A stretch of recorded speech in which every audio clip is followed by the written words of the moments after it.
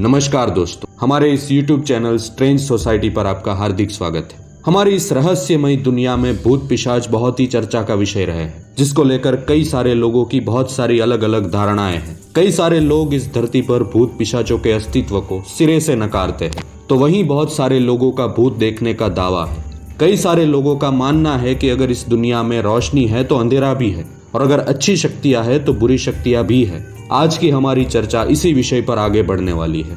कई सारे तांत्रिकों और पैरानॉर्मल एक्टिविस्टों ने भूतों के कई सारे प्रकारों की बात की है। उन्हीं में से एक प्रकार है जरूटिया भूत। यदि किसी बच्चे की दर्दनाक मौत होती है तो वे जरूटिया भूत बनता है। इस प्रकार के भूत थोड़े नादान किस्म के होते हैं, किंतु वो किसी की भी जान लेने में सक्षम होते हैं और अपनी ऊट पटांग हरकतों से लोगों को डराने में उन्हें बड़ा मजा आता है। कई बार इन्हें झुंड में पाया जाता है। यदि आपकी किस्मत बहुत खराब हुई तो आपका सामना इस प्रकार के भूत से हो सकता है। आज हम ऐसी ही एक कहानी आपके सामने लेकर उपस्थित हुए हैं, जिसमें एक आदमी का सामना जरूटिया भूत से हो जाता है। ये कहानी है सिक्किम के राउंगला टाउन के एक छोटे से कस्बे की, जहां चंद्रा राय नाम का एक मजदूर रहता था। चंद्रा जंगल से लकड़ियां काटकर उसे बेचकर अपना गुजरान चलाता था। ये बात है 1998 के उस रात की। चंद्रा हमेशा की तरह जंगल से लकड़ियां काटने गया हुआ था। वैसे तो वो रात को अंधेरा होने से पहले वापस लौट जाया करता था, मगर उस दिन वो रात को देर रात तक तकरीबन 10 से 10:30 बजे तक लकड़ियां काट रहा था, क्योंकि अगले दिन गांव में किसी की शादी थी।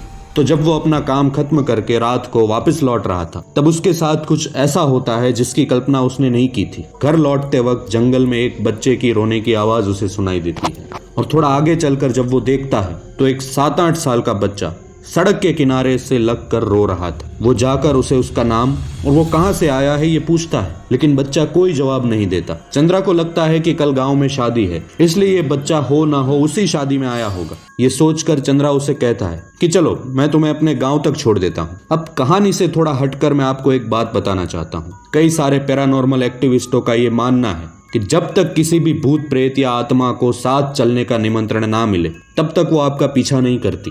ये निमंत्रण आप उसे अनजाने में भी दे सकते हैं। इसीलिए कई सारे हमारे बड़े बुजुर्ग हमें अनजान जगहों पर चलो, आओ, चलो मेरे साथ जैसे शब्दों का प्रयोग करने से रोकते हैं, क्योंकि शायद उस समय वहां पर मौजूद आत्माएं उसे निमंत्रण समझकर आपका पीछा कर सकती है। अब वापस अपनी कहानी पर लौट आते हैं। जैसे ही चंद्रा उस बच्चे को अपने साथ आने को कहता है, वो बच्चा उसके पीछे पीछे चल देता है। वो रात पूनम की रात थी और रास्ते में चंद्रा को अजीब अनुभूति होती है। जब वो रास्ते में परछाई को देखता है तो उसके होश उड़ जाते हैं, क्योंकि उसकी परछाई तो उतनी ही थी, लेकिन उस बच्चे की परछाई धीरे धीरे लंबी होती जा रही थी। और जब चंद्रा पीछे पलट कर देखता है तो वो छोटा सा बच्चा किसी ताड़ के पेड़ जितना लंबा हो चुका था। ये नजारा देखकर चंद्रा बहुत ही घबरा जाता है और सीधा गांव की ओर भागने लगता है। थोड़े ही दूर फिर उसे वो बच्चा रोता हुआ दिखाई देता है, लेकिन चंद्रा उसकी ओर ध्यान ना देते हुए सीधा गांव की ओर भागता है और अपने घर की चौखट पर आकर गिर जाता है। घर वालों को कुछ समझ में नहीं आता कि आखिर इसके साथ क्या हुआ है।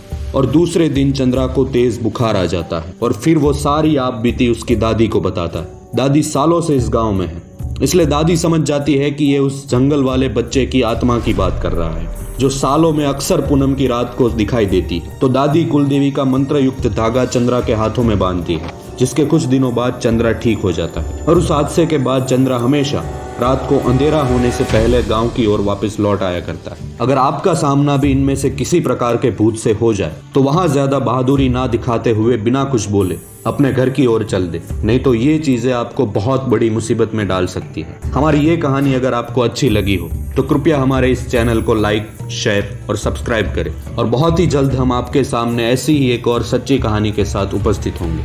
तब तक के लिए अलविदा।